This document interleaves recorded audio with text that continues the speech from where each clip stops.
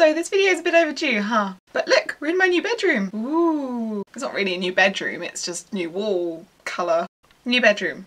But anyway, enough of that. I'm here to let you know everything that I know about taking care of bleached and damaged hair. And in my experience, there are 5 main things you're going to want to keep on top of to achieve this. These things are brushing, sleeping, washing, styling, and the products that you use. So starting off with the way you wash your hair. You're really going to want to keep on top of the way that you go about this because damaged hair is dry hair, and the way to stop your hair from getting damaged is to make sure it's good and hydrated, and overwashing your hair can strip the natural oils from your hair. So depending on how active you are, you're going to want to try and limit the amount of times that you shampoo your hair, but when you do, try and make sure that it stays within the roots rather than running it through the rest of your hair, which you're really going to want to try and keep the oils within. Condition as much as possible. Sometimes if you want to, you can perhaps just use conditioner instead of shampoo. And then ideally about once a week you want to try and use a deep conditioning treatment. And the next thing you're going to want to keep on top of is the way that you go about styling your hair. And difficult it is, I know, but using heat to style your hair is really one of the most damaging things that you can do to it, other than using bleach. So you're going to really need to try and limit the amount that you do use to style your hair and find other ways of styling your hair which aren't going to involve heat. And this also goes for drying it. Unless you're in a rush and you've got a hairdryer that you can put on a cool setting, always try and time when you wash your hair when you actually have time to let it dry afterwards. Never brush it when it's wet, never sleep on it when it's wet, and really familiarise yourself with the shaggy dog shake.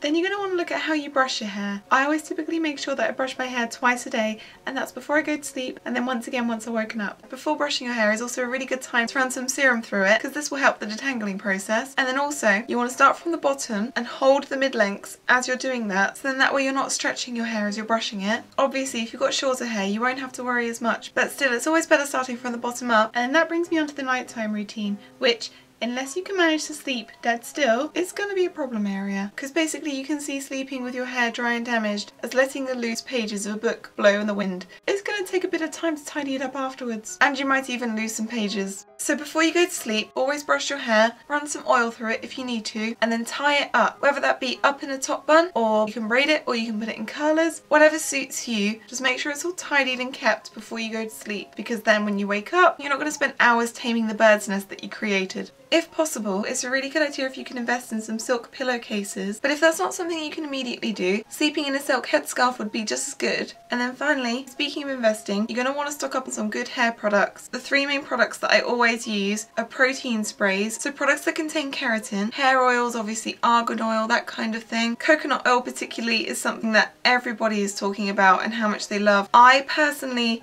couldn't tolerate the smell in my own hair. I love the taste of it, but I didn't like the smell. And then again, like I mentioned earlier, deep conditioning treatments, they're going to be your new best friends. But as long as you remember these 5 things, you'll be set. I will of course leave links to all of my favourite products down below, and of course if you have any of your own tricks or tips, please leave them below, share and share alike. But yeah, other than that, I guess there's nothing left for me to say other than I hope you find this helpful, and I shall see you soon. Bye!